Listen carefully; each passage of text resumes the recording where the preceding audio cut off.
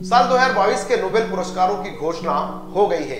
आइए इस रिपोर्ट में जानते हैं नोबेल पुरस्कार का क्या है महत्व और भारत में किसे किसे कब मिला है नोबेल पुरस्कार। साथ ही हम इस रिपोर्ट में यह भी जानेंगे कि शांति के लिए दिए जाने वाले नोबेल पुरस्कार में राष्ट्रपिता महात्मा गांधी का कब जूरी ने नाम फाइनल किया लेकिन उन्हें नोबेल नहीं मिल पाया। नोबेल पुरस्कार की शुरुआत 1901 में डायनामाइट के आविष्कार और स्वीडन के उद्योगपति सर अल्फ्रेड नोबेल की वसीयत पर की गई। 21 अक्टूबर 1833 को जन्मे अल्फ्रेड नोबेल एक कारोबारी घराने से ताल्लुक रखते थे। अल्फ्रेड नोबेल के पिता एमेनुएल नोबेल ने दिवालिया होने के बाद अल्फ्रेड 9 साल की उम्र में मां एंड्रिएटा हेलासेल के साथ रशिया के सेंट पीटर्सबर्ग चले गए थे। सेंट पीटर्सबर्ग में रसायन विज्ञान की पढ़ाई के दौरान उन्होंने स्वीडिश, रूसी, अंग्रेजी, फ्रेंच और जर्मन भाषाएं सीखी थी। अल्फ्रेड नोबेल आविष्कारी के रूप में जाने जाते हैं। उनके नाम कुल 355 पेटेंट थे, लेकिन डायनामाइट के आविष्कार के तौर पर उन्हें सबसे ज्यादा पहचान मिली। उन्होंने डायनामाइट की 90 फैक्ट्रियां खोली थी और उस दौर में उन्हें यूरोप का सबसे अमीर आवारा कहा जाता था। बीच में डायनामाइट का गलत इस्तेमाल बढ़ने से सैकड़ों लोगों की जान चली गई। ऐसे में उन्होंने मानवता के हित में कदम उठाते हुए अपनी आखिरी वसीयत में अपनी संपत्ति में से अलग अलग क्षेत्रों में सर्वश्रेष्ठ कार्य करने वालों को पुरस्कार देने की इच्छा जताई थी। 10 दिसंबर 1896 को अल्फ्रेड नोबेल की मौत हो गई। उनकी मौत के लगभग 5 साल बाद यानी कि 1901 की 21 जून को पुरस्कार के वितरण के लिए नोबेल फाउंडेशन की स्थापना की गई। उस दौरान चिकित्सा, भौतिकी, रसायन शास्त्र, साहित्य और शांति के क्षेत्र में यह पुरस्कार दिया जाता था। 10 सितंबर 1901 को विल्हेम कार्नाड रांटजेन को भौतिकी के क्षेत्र में पहला पुरस्कार दिया गया। 1968 में स्वीडन की केंद्रीय बैंक ने अल्फ्रेड नोबेल की स्मृति में अर्थशास्त्र के क्षेत्र में भी नोबेल पुरस्कार देने की शुरुआत की।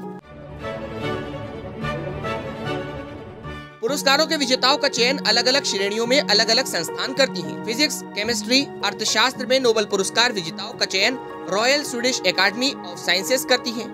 स्टॉकहोम केरोसिन इंस्टीट्यूट चिकित्सा के क्षेत्र में विजेताओं का चयन करती है। इसी तरह साहित्य के क्षेत्र में स्वीडिश एकेडमी और शांति के क्षेत्र में नॉर्वे की संसद द्वारा चुनी गई समिति नोबेल पुरस्कार विजेताओं का चयन करती है। नोबेल पुरस्कार की सभी श्रेणियों में बेहतरीन कार्य करने वाले सभी लोग आवेदन कर सकते हैं। इसी तरह विश्वविद्यालयों के प्रोफेसर, कानूनविद, पूर्व नोबेल पुरस्कार विजेता और खुद नोबेल समिति के सदस्य किसी को नामित कर सकते हैं। खास बात यह है कि नामांकन को अगले 50 सालों तक गुप्त रखा जाता है, लेकिन इसे जमा करने वाले लोगों को अपना नाम सार्वजनिक करने की सिफारिश करने की छूट दी जाती है। नोबेल पुरस्कार विजेताओं को 196 ग्राम का गोल्ड मेडल और एक प्रमाण पत्र के साथ 1 करोड़ क्रोनार यानी करीब 7.36 करोड़ रुपए की पुरस्कार राशि दी जाती है। ये पुरस्कार की राशि अल्फ्रेड नोबेल द्वारा छोड़ी गई संपत्ति में से दी जाती है। बैंक में जमा राशि पर मिलने वाले ब्याज से ही यह पुरस्कार राशि दी जाती है। उनका पैसा स्वीडिश बैंक में जमा है और नोबेल फाउंडेशन उसका प्रबंधन करता है। भारतीय मूल्य के रहने वाले रविंद्रनाथ टैगोर, मदर टेरेसा, अमर्त्य सेन, कैलाश सत्यार्थी, चंद्रशेखर वेंकटरमन, अभिजीत बनर्जी और अरविंद खुराना आदि को यह पुरस्कार मिल चुका है। राष्ट्रपिता महात्मा गांधी को 4 बार इस पुरस्कार के लिए नामित किया गया, लेकिन उन्हें कभी भी नोबेल पुरस्कार नहीं मिला।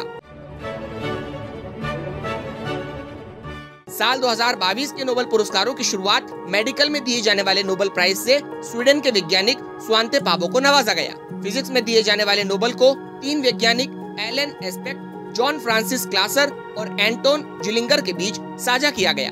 रसायन विज्ञान के लिए 2022 के नोबेल पुरस्कार भी 3 केमिस्ट कैरोलिन आर बेटोचरी, मोर्टन मेल्टन और के बेरी शार्पलेस के बीच साझा किया गया।